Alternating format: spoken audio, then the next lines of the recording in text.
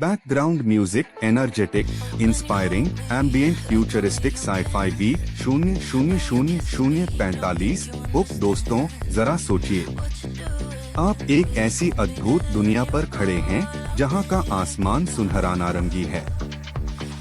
आपके सिर के ठीक ऊपर विशालकाय शनि ग्रह सैटर्न अपनी भव्य और चमकती हुई रिंग्स के साथ तैर रहा है, और आपके सामने बह रही हैं मीथेन और इथेन की विशाल नदियां और नीली काली झीलें। और इस दुनिया का सबसे बड़ा जादू जानते हैं क्या है? यहाँ की हवा इतनी घनी है कि अगर आप अपने हाथों पर 2 बड़े पंख बांध लें तो आप अपनी शारीरिक ताकत से पक्षियों की तरह आसमान में उड़ सकते हैं। यह कोई साइंस फिक्शन फिल्म का दृश्य नहीं है, बल्कि हमारे सौरमंडल के सबसे रोमांचक चांद टाइटन का सच है। और जल्द ही इंसान इतिहास में पहली बार इस दूसरी दुनिया में एक विशाल न्यूक्लियर पावर्ड रोबोटिक ड्रैगनफ्लाई उड़ाने जा रहा है। 1:45 इंट्रोडक्शन टू टाइटन। नमस्ते दोस्तों, स्वागत है आपका। आज हम बात कर रहे हैं नासा के सबसे महत्वाकांक्षी और mind blowing mission Dragonfly mission के बारे में, जो अंतरिक्ष विज्ञान की दुनिया में एक नया इतिहास रचने जा रहा है। शनि का यह विशालकाय चांद टाइटन हमारे पूरे सौरमंडल का सबसे अनोखा पिंड है। इसका आकार हमारे बुध मरकरी ग्रह से भी बड़ा है, लेकिन इसकी सबसे हैरान कर देने वाली बात यह है कि पूरी अंतरिक्ष में पृथ्वी के अलावा टाइटन ही इकलौती ऐसी जगह है जिसकी सतह पर बहती हुई नदियां, झीलें और विशाल समुद्र मौजूद हैं। फर्क सिर्फ इतना है कि वहां पानी की जगह -179 डिग्री सेल्सियस पर पिघली हुई तरल मीथेन बहती है। यहाँ बादलों से मीथेन की बारिश होती है, कार्बनिक पदार्थों के ऊंचे ऊंचे टीले हैं, और इसका वायुमंडल हमारी पृथ्वी से भी 4 गुना ज्यादा घना है। 1:45 से 3 the revolutionary Dragonfly mission Titan के इस खूबसूरत और अजीब संसार की खोज करने के लिए नासा तैयार कर रहा है ड्रैगनफ्लाई। यह कोई साधारण रोवर नहीं है जो जमीन पर धीरे धीरे चले। यह कार के आकार का एक विशाल ऑक्टोकॉप्टर यानी 8 पंखों वाला एक आधुनिक ड्रोन रोबोट है। अब आप सोचेंगे कि हमने मंगल ग्रह पर तो रोवर उतारे, लेकिन टाइटन पर ड्रोन क्यों? जवाब बहुत ही दिलचस्प है। टाइटन का वायुमंडल पृथ्वी से 4 गुना ज्यादा घना है और वहाँ का गुरुत्वाकर्षण ग्रेविटी बहुत कम है। इसका मतलब यह है कि टाइटन पर रोवर चलाने से 100 गुना ज्यादा आसान और तेज एक ड्रोन को उड़ाना है।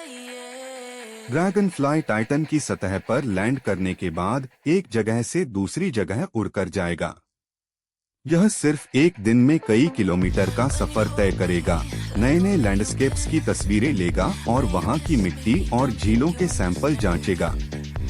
3 से 4 mission timeline and amazing tech. NASA का यह ड्रैगनफ्लाई मिशन 2028 में अंतरिक्ष के लिए उड़ान भरेगा। करीब 1.2 बिलियन किलोमीटर की लंबी और रोमांचक यात्रा तय करने के बाद साल 2034 में यह टाइटन के सुनहरे आसमान को चीरते हुए उसकी सतह पर कदम रखेगा।